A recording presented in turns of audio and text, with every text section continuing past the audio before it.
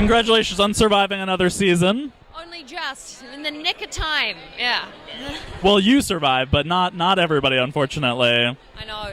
I was like, it's weird. I mean, I was devastated, obviously, about Drake passing away, but I also was equally devastated by Clive Babineau and his long-term love, Dale Bozzio's breakup. That was like the saddest thing for me out of the whole thing. I was like, I just want Babineau to be happy and find love. Bloody live, ruining everything, being a zombie. Well, speaking of dying and relationships, now that Drake is sadly out of the picture, do you think that kind of paves the way for a Liv Major rekindling? I hope Liv and Major end up together. I think they're a great couple. I'm all about them, but I think I love that they're friends first, and I love that ultimately if they're going to work out, they're going to work out, and they've been able to stand by each other through thick and thin.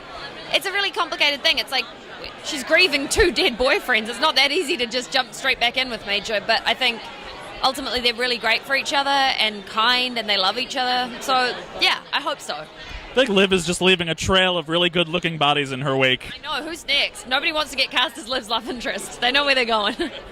How much have you bugged Rob Thomas about what's coming up in Season 3? So much. There's an email chain going around right now that is ridiculous, actually, when I think of some of the topics off the top of my head. But we're really excited that the last thing that I heard from him is that Major is going to be taking on characteristics from Brains as well. Like, we'll see a little bit more of that. Him and other zombies are going to be sort of inhabiting a few of these different personas too. So I'm really excited that I'll be sharing that duty.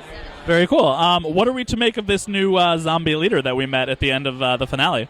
Well, I don't know what to make of her yet. I'm cagey. I mean, she's a dodgy character, but at the same time, Liv doesn't really have any female zombie friends. You know, you can't be too picky, so I don't know if she knows yet where her allegiance lies, quite who this woman is and what she stands for.